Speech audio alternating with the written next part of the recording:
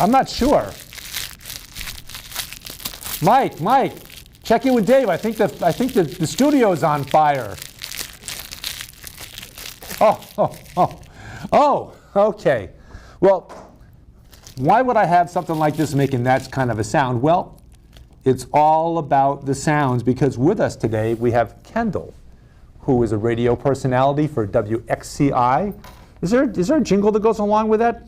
Is there like a WXCI or something like that? I think we should recruit you to do that, because we do not have. You should. Because remember, WKRP in Cincinnati had WKRP in Cincinnati. True. I still distinctly remember like Wolfman Jack too. He had one. They all had. You've been on the air for how much? 30 years? You've been on 20 years. I've been on 18 years for Third Stone. Yeah. And 21 years at the station. Yeah, I'm the longest running active member there, life member. Well, member, but I'm a life member. I was honored with life membership. So, I'm still there. We've got I think a couple of shows that have been on Comcast for 20 years. One of them being Kevin Gallagher's show. But I think Kevin Gallagher's disputing that, calling it a conspiracy theory that he's actually been on for 20 years. Because that's sort of the theme of his show, is a bit on this conspiratorial side. But thanks for joining us. Absolutely, it's great. Welcome to Progressive Soup. My name is David Stevenson. With us we have with Kendall, and Kendall actually has a first name. I'm not sure whether she's going to divulge that, because remember how on Seinfeld how Kramer, nobody knew what Kramer's first name was until about eight years into the show. Yeah. So maybe tonight will be the night, perhaps, where Kendall announces what her real first name, if she has one. Her real first name. I may do that. The only thing is I stand the chance of having people not pronounce it correctly, because I just decided to go with Kendall because a lot of people mispronounce my first name. And look on the screen. They've got it up there. They beat you too. It's Marcia. So okay. I used to get called Marcia. Of course, that was not fun as a kid. So didn't like Brady that. Bunch, yes, Oh yes. my God. Yeah, not fun. So, and a lot of times it just happens if I introduce myself and I say, "Hi, I'm Marcia," their mind somehow transforms that into Marcia. It's magic.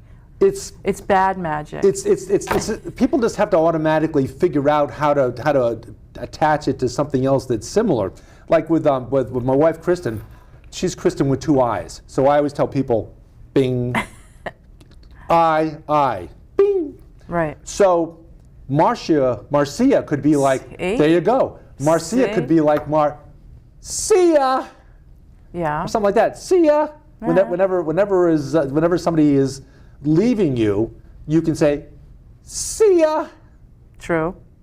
Maybe that'll be the way people will remember. Kendall's a better name. It's kind of cool. Yeah. It's a good name. It's a popular first name now too. Yeah. So boys and girls. I like it because of that reason. One of those gender-neutral names. Exactly. Yeah. And you know what? They should all be that way. Let's face it. Why not? So in honor of Earth Day, which it's not, but for all practical purposes, we can say every day is Earth Day. One of the shows you do is called Third Stone from the Sun. Right.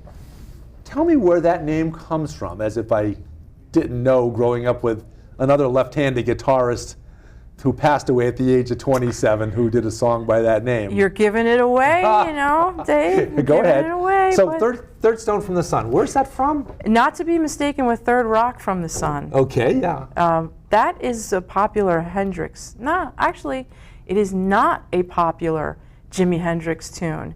And in fact, it is an instrumental tune. There's no vocals in it. For the most part, except for the little bit where he says, then you'll never see. He's got the slow down. All wonders be the mysterious Catholic man. Your people I do not understand. Right. So do you must put an end.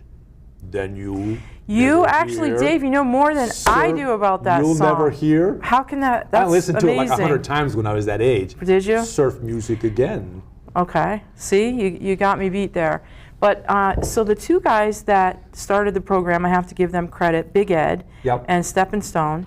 They, wanted to put together this tribute to Jimi Hendrix, and this was back in 1990. They started the program. Yeah.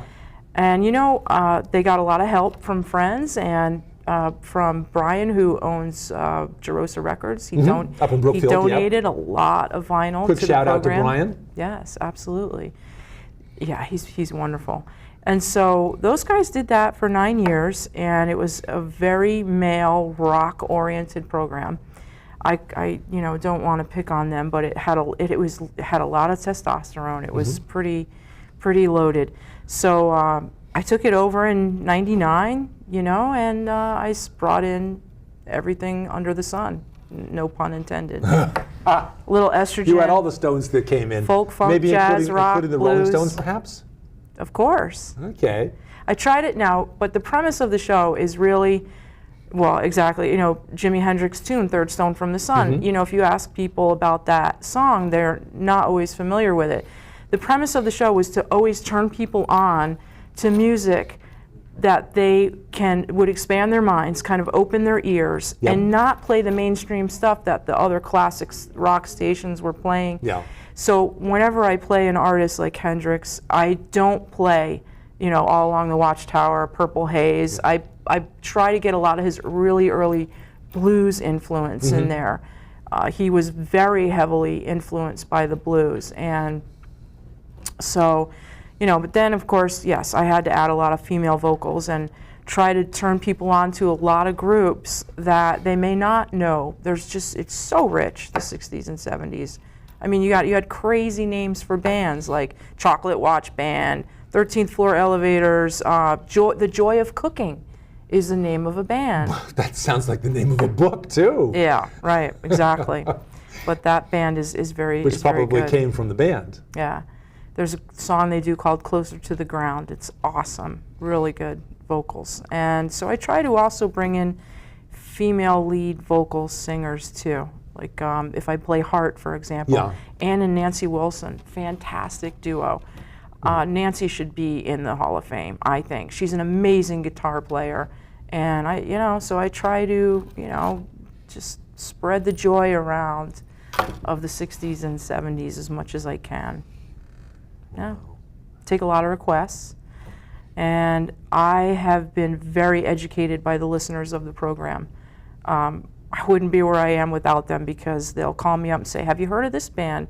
Have you heard of that band? And now with the internet, of course, the entire world has opened up of the 60s and 70s, and I've learned a lot about some very obscure bands, and there are a lot of local influences, like Felix Cavallari from the Rascals, from Danbury, and Tracy Chapman actually lives in the area. She's more 80s, right? She's more 80s, but she went to Worcester. My two daughters. Quick shout out to Kim and Sarah. Went to Worcester School. Oh, This is awesome. Where Tracy Chapman went. Wishbone Ash from, I believe, Reading. Mary Travers lived in Reading. Yep.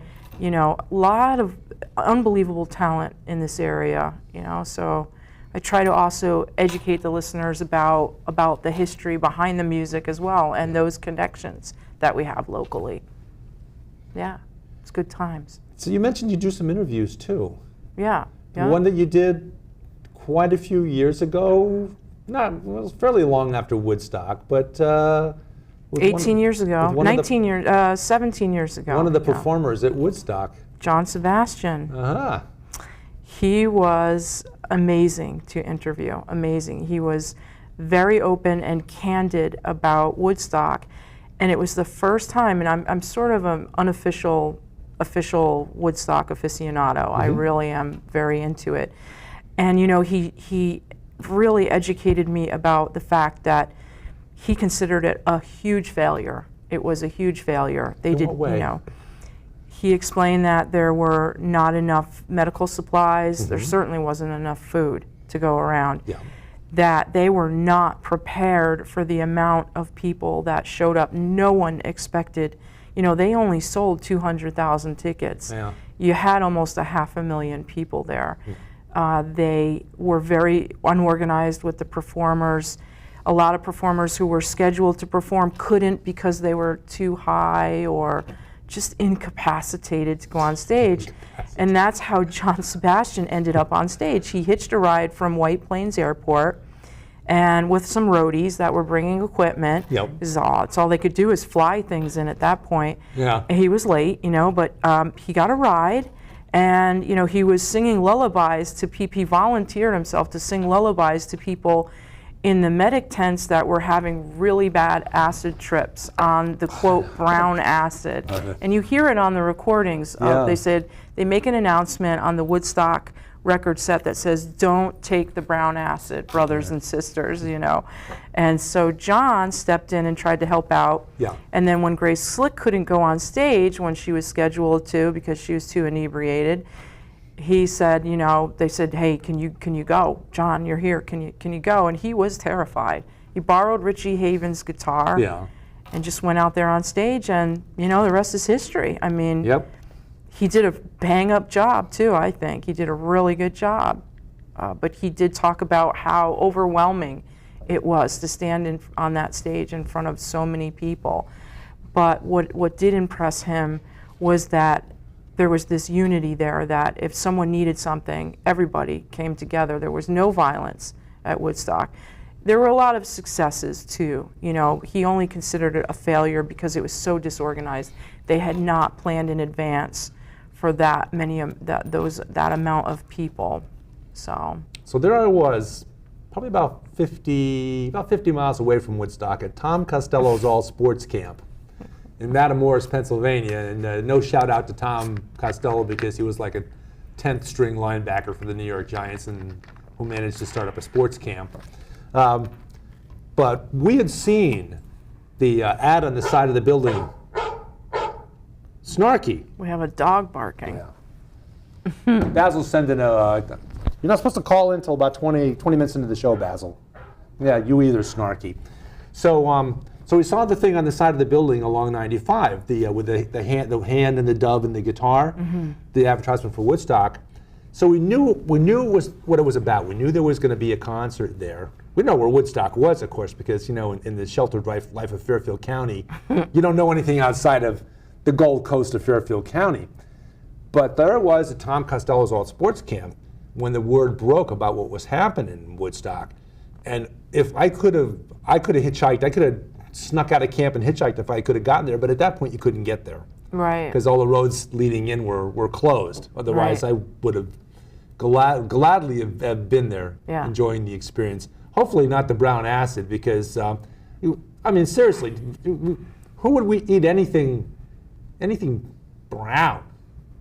I think at that point they didn't care what color it was. Except for hamburgers.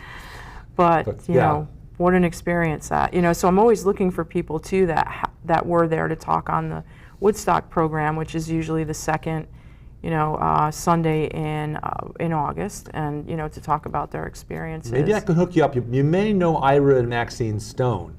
I do. Aren't they from not Back to the Garden? They live in Reading now. And I was a real estate agent along with me, not with me, but in a different company.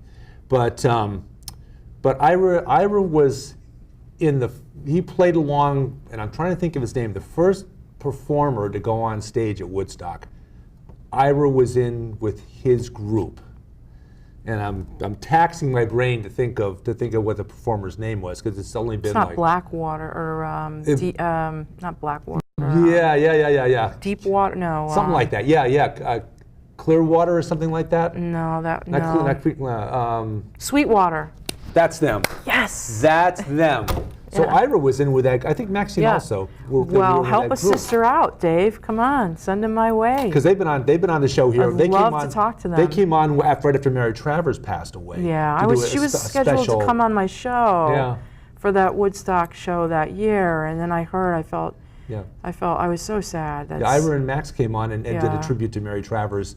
And we That's also had great. Seth Lefferts, who's a local musician and a very good one. He does the Beatles thing. Yes, that's Seth yes. Lefferts. Yep, he does Yes. these Sergeant Lefferts Lonely Right. Hearts Club Band. I do know. I have met him, yes, and I believe I've heard him perform at He's a one of the lot summer of fun. festival things. Yeah, a lot of fun. Yeah, he is. But and yeah, so I'll get you Ira's contact information great. so you can reach out to him and get him on the show, because he and Max, when they had the 40th anniversary of Woodstock, ABC came up from New York and interviewed Ira and Max at their home in Reading to talk about Woodstock. Yeah. So it was, and that's right about the time that they came on Progressive Soup to perform, doing the Mary Travers tribute. Hey! Henry Pietras is in the audience! I'll make it sound like there's 1,000 people in the audience. But I will guarantee that Henry Pietras is the most important person in the audience right now, without a doubt. So continue. You want to talk a little bit more about your interview with John Sebastian and his observations? He gave me a phone interview. I met him. He performed on the Green in Danbury for one of the concert series, and I just kind of walked backstage, and I thought, this is a little ballsy. I'm just going to walk right up to him, and nicest guy, you know. And when he came on again years later, but to talk about his jug band music that he was doing, and it was awesome. He sent me his album ahead of time, and I really like that route that he took. Now, I don't know if a lot of people know this too, but at one time he had a pretty big crush on Maria Muldaur, who Midnight at the Oasis. Oh, okay, that's her. Okay, yep. Yes, and so that's something a lot of people may not know about him, but he was one of the best interviews I've had because of his honesty about, and his candor about the Woodstock experience, and how so many performers had to be rescheduled and moved around. And I think he told me that the Doors were offended because they weren't invited, and just things that you would not hear otherwise, his own personal perspective. And he said, it really impacted him, that whole experience, because he had never been exposed to that large of amount of people and the actual behind-the-scenes drama that was going on, with the backstage drugs stuff, getting everybody in and out. Right. Yeah. Okay. So that was and he, as I recall, he made the cut from the movie. I tell you who else was a wonderful interview. I'm going off the Woodstock topic a little bit, but a woman that who has a voice that I really admire is Annie Haslam from Renaissance. Okay. And I've heard of the group, yep. Now, she has an incredible range, and their music is so intricately arranged. Their arrangements and the instrumentation and the combination of all of the musicians together made that group very unique. She has a very unique sound, and she's classically trained, so you hear almost the opera in her voice, operatic range that she has, and hitting these octaves that just, you think would break glass, but then the low tones too, and the steadiness in her voice. I always admired that band, and I saw them in the city in Hudson Park, and I tried to, talk to her after the show, but she just wanted to get right on her bus and leave. So I finally got some contact information, and she was thrilled to do a phone interview. And also another person that I've connected with that I have really enjoyed. You talk about cult classics of the 60s and 70s. Can't hear me. Is the inspiration behind Alice's Restaurant. Okay. Alice May Brock.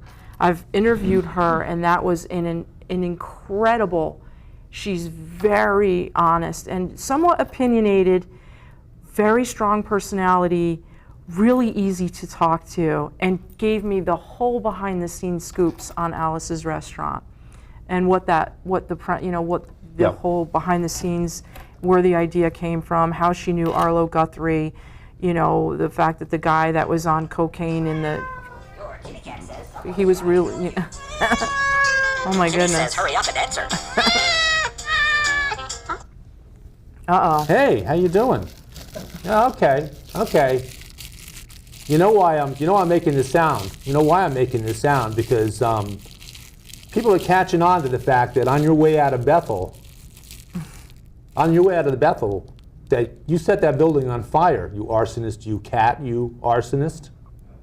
So you better watch out because if the police come to me and ask me who did it, I'm going to have to give you up, Basil. Oh, but at any rate, Basil always calls in and he always makes me put in a word for Basil Budacat Presents, which is also on YouTube and his Facebook page, Basil Budacat.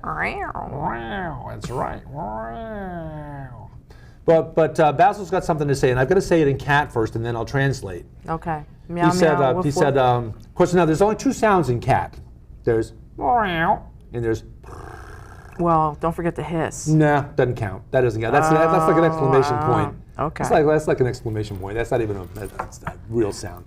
But the two sounds, when you combine and contrast them together, we're actually up to about 1 million words, concepts, ideas in cat. But on the other hand, dog also has two sounds, grrr and woof. Those two sounds in dog, am I saying this right? You said,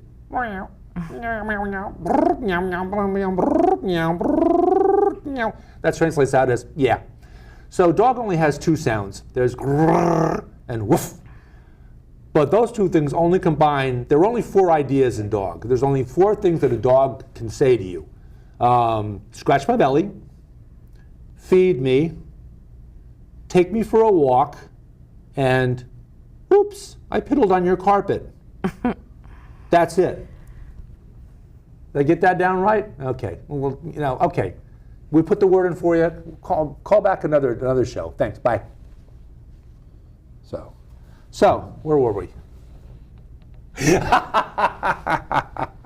Yes, you have succeeded at stumping. Oh, Alice May Brock. Yes, up in Stockbridge, or is this? No, she's in P-Town. She's in Provincetown. Okay. She's an artist. Now, here's something. I'll give you a really interesting insight to Alice May Brock. Yeah.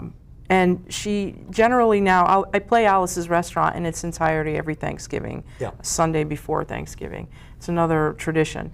So she will call in and introduce the show and say, this is Alice May Brock. We're going to listen to Third Stone, or Alice's Restaurant on Third Stone from the Sun. Anyway, Alice likes to paint. She's a painter also. And what she does is she goes out on the beach in Provincetown. She picks up rocks that attract her, probably for their face, smoothness, texture, whatever. Mm-hmm. She will go back to her art studio, paint on that rock something, turn it over, put AMB on the back, and then bring it back to the beach and randomly leave it there for people to find. Now, if you find one of her rocks, you're supposed to mention it on her website and say, where you came from or whatever. Well, when I interviewed with her, which I went up to P-Town to talk to her and meet her in person, I traded her a Third Stone from the Sun t-shirt for one of those rocks. Yep. And I was really excited about that because she's a really neat lady, and I feel really fortunate to have connected with her. The way that happened, which is, I'll tell it real quick, I was in a thrift store in New Milford, was going through the books, and I found Alice's cookbook. Yeah. And I thought to myself, is she still around? Whatever happened to Alice May Brock? And so I started doing some research, and I connected with her in P-Town, and when I went up there and interviewed her, I had her sign my cookbook, and we just became fast friends. She's a really neat lady. So there's a little tidbit for you. The backstory behind her. Backstory behind Alice May Brock, yeah. Yeah, we've been up to is it Stockbridge or is it Sturbridge where the restaurant was? It's Oh, where that's, the Summer Theater. That's the same place Rockwell lived. Isn't that not Sturbridge? Stockbridge. Stockbridge, okay. It is Stockbridge, Okay, yes. yeah. Yes. And they've got another restaurant there where Alice's restaurant used to be. Yeah, the restaurant's still there. Yeah. It is still there. There's some small mementos of memorabilia on the walls. Like I think the apron she actually used to wear is still there, but cute little place, you know. And the little church that he mentions in the story. Just a half a mile from the railroad tracks. Yeah. Yep. So that's a fun, historical, like I say, I try to bring a little bit of the 60s pop culture or history into the program, and that's one of my favorites every year I look forward to is the Thanksgiving show. Okay, we're going to come back and do a second show. We're going to continue this show on out, but we're going to come back and do a second show about Kendall's other radio show. And I'm not going to give away, of course, I wasn't supposed to give away her first name, but somehow we managed to do that. But that's okay. Marcia. So continue about Third Stone from the Sun. It airs on Sundays from noon to 3. Yep. My nickname at the station is Vinyl Queen because I still play about 90% vinyl, and then it's like I said, it's been on the air 27 years now, Yep. and going strong. You've had 18 of those 27 now? 18 of those 27. I started out as a wee little DJ in college. I was honored with life membership, and I'm still going. So it's a lot of fun. You got to come and hang out sometime and bring some vinyl. I will, and we were talking about that before we got started. And I have a Santana's original album. That's the one which I do not have. Where you have on the front of the album, it's a pen and ink, and nobody really knows whether it's lions' faces or whether it's a woman. Or both. It's in the eyes of the beholder. Exactly. It's what you want it to be. So, I have to ask you, I have to kind of grill you on this again, but because we talked about this before we started the show, can people really tell if it's not vinyl? Oh, absolutely. I get called out on it a lot if I don't play vinyl. I think the listeners of the program really like the fact that I do play vinyl, and if they don't hear that, and I don't clean them well enough, or there's a tiny little pop or scratch in there, they know. They'll call me up and say, "You did not play vinyl. That was not vinyl." So it's the vibe. You're getting the vibe of the '60s as well. This has been Progressive Soup. We'll be back to do a second show tomorrow at noon 30. I'm David Stevenson. Kendall. Thank you. And we will see you tomorrow at noon 30.